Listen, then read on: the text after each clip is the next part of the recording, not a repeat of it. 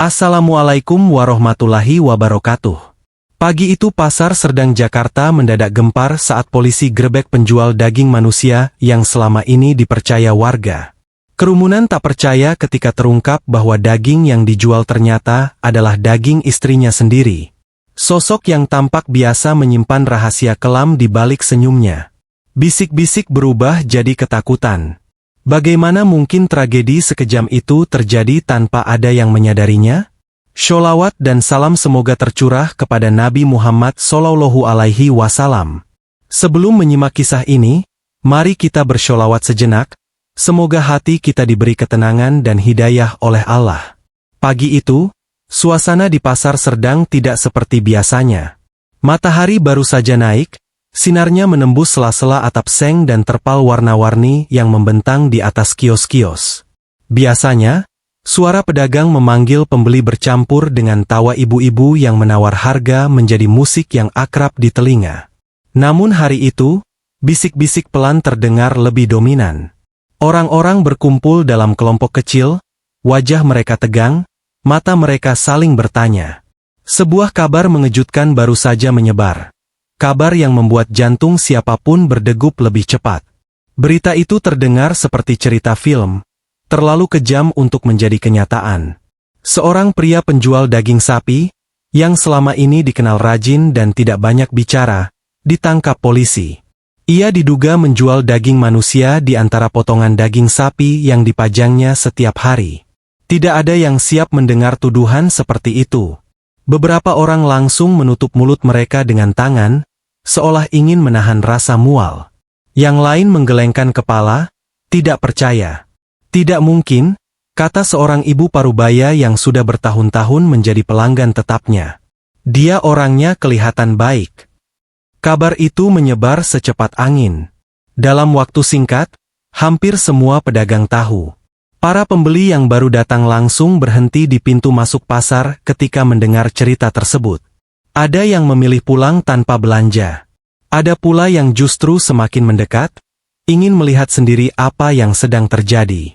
Di tengah kerumunan itu, terlihat garis polisi berwarna kuning membentang di depan salah satu kios daging. Kios yang biasanya ramai kini sunyi, dijaga dua petugas berseragam lengkap. Kios itu sederhana. Meja kayu panjang dengan bekas sayatan pisau, timbangan besi tua yang sudah dipakai bertahun-tahun, dan gantungan daging yang kini kosong. Biasanya, potongan daging segar tergantung rapi, merah mengilap di bawah cahaya lampu putih. Namun hari itu, semua telah disita sebagai barang bukti.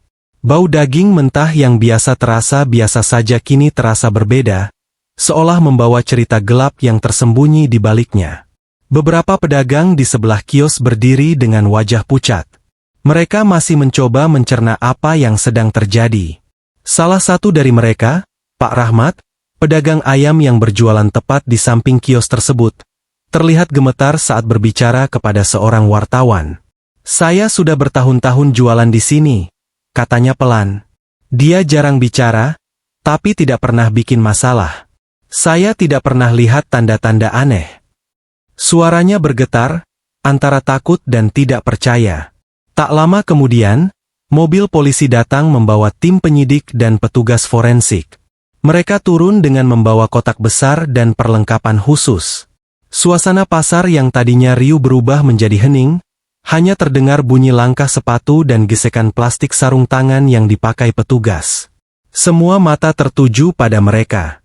Beberapa warga merekam dengan ponsel, sebagian lagi hanya bisa menatap tanpa berkata-kata. Petugas mulai memeriksa setiap sudut kios dengan teliti. Mereka mengambil sampel dari meja potong, talenan, dan pisau yang sudah dibungkus plastik transparan. Tidak ada yang luput dari perhatian. Bahkan lantai yang tampak bersih pun disapu dengan alat khusus untuk mencari jejak yang mungkin tidak terlihat oleh mata biasa. Setiap tindakan mereka membuat warga semakin yakin bahwa ini bukan sekadar gosip. Di tengah kerumunan, terdengar seorang ibu menangis pelan. Ia mengaku baru saja membeli daging dari kios itu 2 hari sebelumnya. Anak saya makan, katanya dengan suara gemetar. Orang-orang di sekitarnya mencoba menenangkannya, mengatakan bahwa belum ada kepastian apapun. Namun ketakutan sudah telanjur menyebar. Ketika kepercayaan terguncang, sulit untuk menahannya agar tidak runtuh sepenuhnya. Polisi kemudian membawa beberapa potongan daging yang tersisa untuk diuji di laboratorium. Mereka tidak memberikan banyak penjelasan kepada warga, hanya mengatakan bahwa penyelidikan sedang berlangsung. Namun satu hal sudah jelas, dugaan ini cukup serius hingga membuat aparat bergerak cepat. Dan itu saja sudah cukup untuk membuat pasar kecil itu terasa seperti pusat perhatian seluruh kota. Sementara itu, nama pria penjual daging tersebut mulai disebut-sebut. Ia bukan orang baru di Pasar Serdang. Sudah hampir 5 tahun ia berjualan di sana. Ia dikenal datang paling pagi dan pulang paling akhir.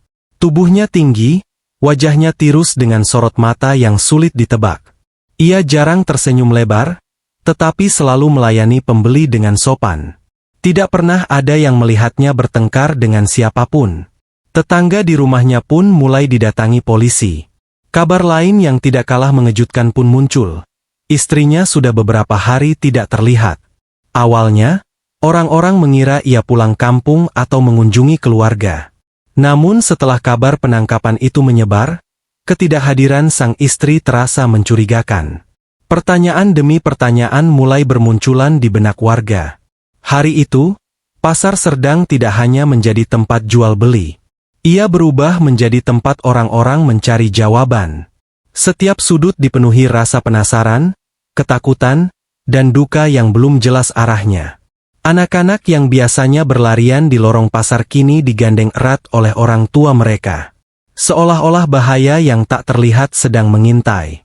Menjelang siang, garis polisi masih terpasang.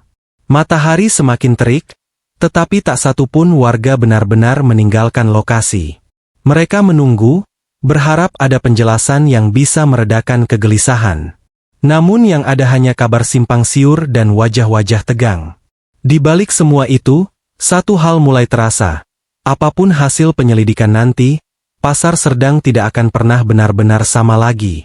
Sore harinya, penyelidikan tidak berhenti di kios pasar. Polisi bergerak menuju rumah pria tersebut yang berada tidak jauh dari Pasar Serdang. Rumah itu terletak di gang sempit, dengan tembok bercat pucat yang mulai mengelupas. Biasanya rumah itu terlihat biasa saja, pintunya sering terbuka di pagi hari ketika sang istri menyapu halaman kecil di depannya. Namun hari itu, pintunya tertutup rapat dan dijaga 2 petugas. Warga sekitar berdiri berkelompok, menjaga jarak namun tidak mampu menyembunyikan rasa ingin tahu mereka. Seorang tetangga, Bu Lestari, memberanikan diri berbicara kepada polisi. Ia mengatakan bahwa beberapa malam sebelumnya ia mendengar pertengkaran hebat dari dalam rumah itu. Suaranya keras, berbeda dari biasanya. Saya dengar suara barang jatuh dan teriakan perempuan, katanya pelan. Namun ia mengaku tidak berani keluar rumah karena takut ikut terlibat masalah rumah tangga orang lain. Setelah malam itu, ia tidak pernah lagi melihat sang istri keluar rumah.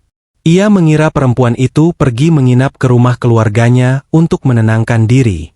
Polisi kemudian membuka pintu rumah dengan kunci yang ditemukan di saku celana pelaku saat penangkapan. Begitu pintu terbuka, udara di dalam terasa pengap. Ruang tamu terlihat rapi, sofa tersusun baik, dan televisi masih tertutup kain tipis. Namun suasana terasa aneh, seolah-olah rumah itu menyimpan sesuatu yang belum terungkap. Petugas forensik mulai memeriksa setiap ruangan dengan hati-hati, tidak ingin melewatkan detail sekecil apapun. Di dapur, mereka menemukan sesuatu yang membuat suasana semakin tegang. Lantai keramik tampak lebih bersih dari bagian rumah lainnya, seperti baru saja digosok dengan kuat. Namun di sela-sela nat keramik, terlihat noda samar berwarna kecoklatan. Setelah diuji dengan cairan khusus, noda itu berubah warna, menandakan adanya bekas darah yang telah dibersihkan. Beberapa alat dapur juga tampak berbeda dari biasanya.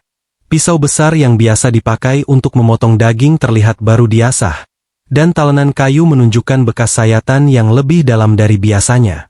Pencarian berlanjut ke kamar mandi di bagian belakang rumah. Di sana, petugas menemukan bekas goresan di lantai dan dinding, seolah-olah sesuatu yang berat pernah diseret.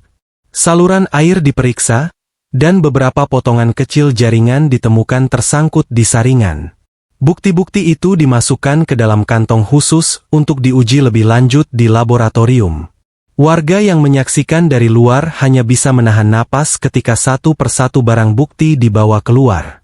Perlahan, dugaan yang sebelumnya terasa seperti mimpi buruk mulai berubah menjadi kenyataan yang sulit diterima. Beberapa hari setelah penggeledahan rumah, hasil uji laboratorium akhirnya keluar. Di ruang rapat kecil kantor polisi, suasana terasa berat. Seorang petugas forensik membacakan hasil pemeriksaan dengan suara tenang namun tegas. Sampel daging yang diambil dari kios di pasar sedang menunjukkan kecocokan dengan jaringan manusia. Tidak hanya itu, sampel yang ditemukan di dapur dan kamar mandi rumah pelaku memiliki kecocokan DNA dengan darah yang tersisa pada pakaian istrinya yang ditemukan di dalam lemari. Fakta itu membuat semua yang hadir terdiam. Tidak ada lagi ruang untuk menyangkal. Dugaan yang sebelumnya terdengar seperti kabar angin kini menjadi kenyataan yang mengerikan. Nama pria itu akhirnya diumumkan secara resmi kepada publik. Wajahnya ditampilkan di berbagai layar berita, dengan tatapan kosong dan tangan terborgol. Banyak warga pasar yang tidak sanggup menatap layar televisi terlalu lama. Mereka mengenalnya sebagai sosok yang setiap hari menyapa dengan suara pelan, yang selalu menimbang daging dengan teliti agar tidak merugikan pembeli. Kini, bayangan tentang dirinya berubah total. Seorang ibu yang pernah berutang dan diberi kelonggaran pembayaran olehnya menangis terseduh. "Kenapa harus seperti ini?" katanya lirih. Rasa kecewa dan marah bercampur menjadi satu. Kisah tentang istrinya pun mulai terkuak. Perempuan itu dikenal ramah oleh tetangga sekitar rumahnya. Ia sering membantu acara lingkungan dan menyapa siapapun yang lewat. Namun di balik senyumnya, ternyata ada masalah rumah tangga yang tidak banyak diketahui orang. Polisi menemukan pesan-pesan di ponselnya yang menunjukkan adanya hubungan dengan pria lain. Perselingkuhan itu sudah berlangsung beberapa bulan. Ketika suaminya mengetahuinya, pertengkaran tak terhindarkan. Dari keterangan saksi dan bukti digital, malam sebelum ia menghilang adalah puncak dari konflik yang selama ini dipendam.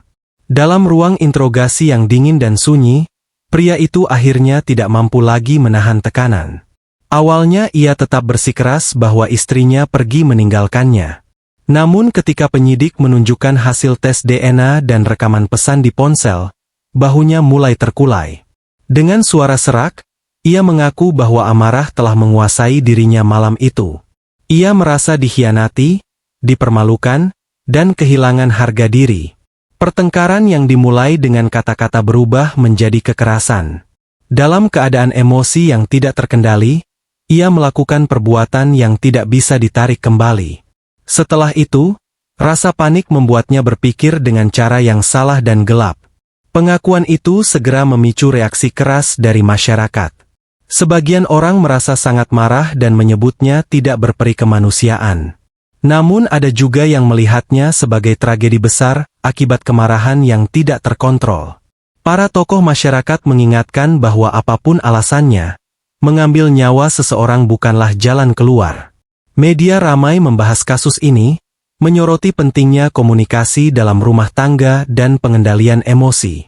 Di tengah perdebatan itu, satu hal yang pasti, sebuah keluarga telah hancur, kepercayaan warga pasar telah runtuh, dan luka yang ditinggalkan akan sulit sembuh dalam waktu singkat. Setelah pengakuan itu, proses hukum berjalan cepat.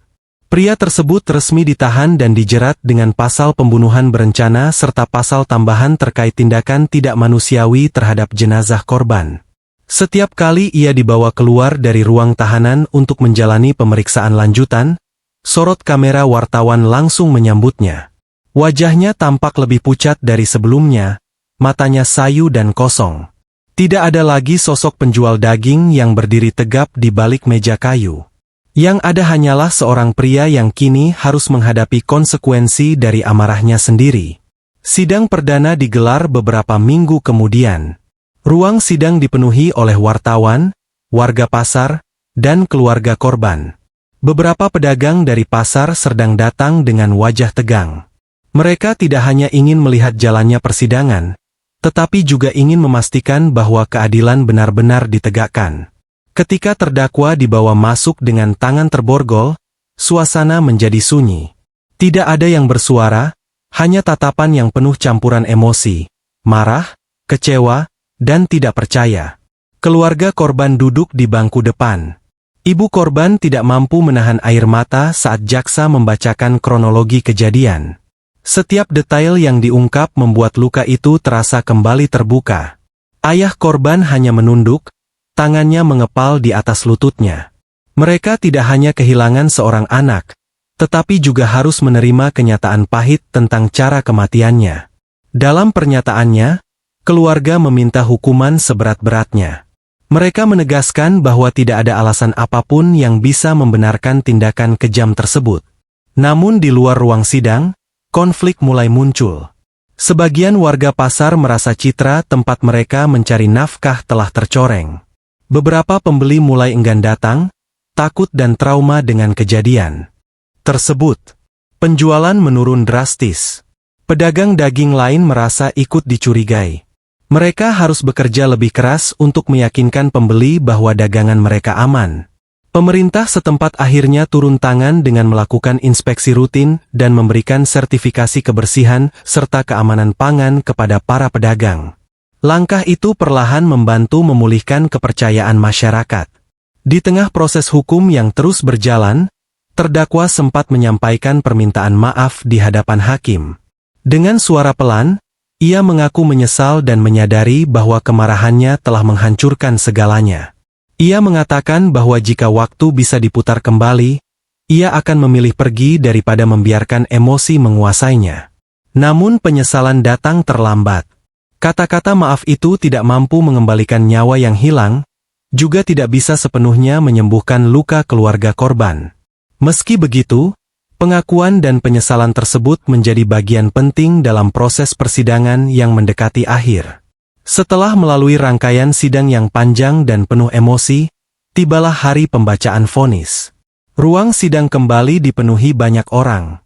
Warga dari pasar Serdang datang lebih awal, ingin menyaksikan akhir dari kasus yang selama berbulan-bulan menghantui pikiran mereka. Udara di dalam ruangan terasa berat.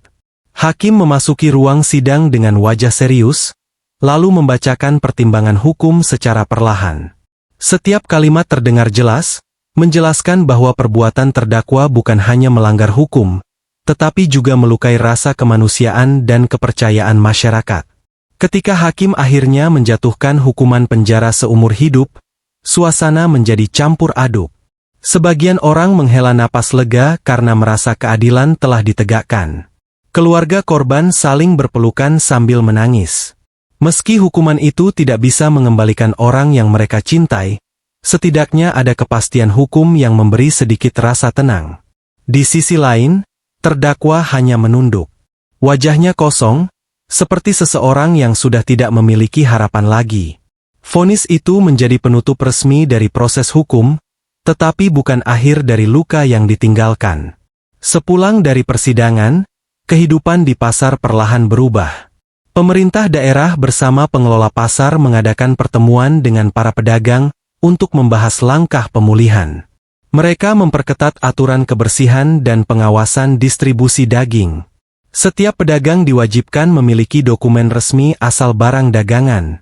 Inspeksi rutin dilakukan agar kejadian serupa tidak terulang. Perlahan, kepercayaan pembeli mulai kembali. Ibu-ibu yang sempat takut kini kembali menawar harga, meski sesekali bayangan peristiwa itu masih terlintas dalam ingatan. Namun tidak semua masalah selesai begitu saja. Ada warga yang masih trauma dan memilih berbelanja di tempat lain. Anak-anak yang mendengar cerita tersebut sempat bertanya dengan polos kepada orang tua mereka, mencoba memahami mengapa seseorang bisa melakukan hal sekejam itu. Para orang tua pun belajar untuk menjelaskan dengan hati-hati, bahwa kemarahan dan kecemburuan yang tidak dikendalikan bisa membawa seseorang pada keputusan yang salah. Tragedi ini menjadi pelajaran pahit bagi banyak keluarga tentang pentingnya komunikasi, pengendalian diri, dan mencari bantuan ketika menghadapi masalah rumah tangga. Waktu terus berjalan. Pasar kembali ramai, Suara tawar-menawar kembali terdengar seperti dulu. Namun bagi warga Pasar Serdang, kisah itu akan selalu menjadi bagian dari sejarah tempat mereka mencari nafkah. Mereka belajar bahwa kepercayaan adalah hal yang sangat berharga dan mudah hancur. Mereka juga belajar bahwa setiap masalah, seberat apapun, tidak boleh diselesaikan dengan kekerasan. Tragedi itu mungkin telah selesai di ruang sidang, tetapi pesan yang ditinggalkannya akan terus hidup, mengingatkan semua orang bahwa emosi yang tak terkendali dapat menghancurkan banyak kehidupan dalam sekejap. Semoga kisah ini menjadi pengingat bagi kita semua. Mari kita tutup dengan memperbanyak sholawat kepada Nabi Muhammad. Semoga Allah mengampuni dosa-dosa kita dan menerima taubat kita. Wassalamualaikum warahmatullahi wabarakatuh.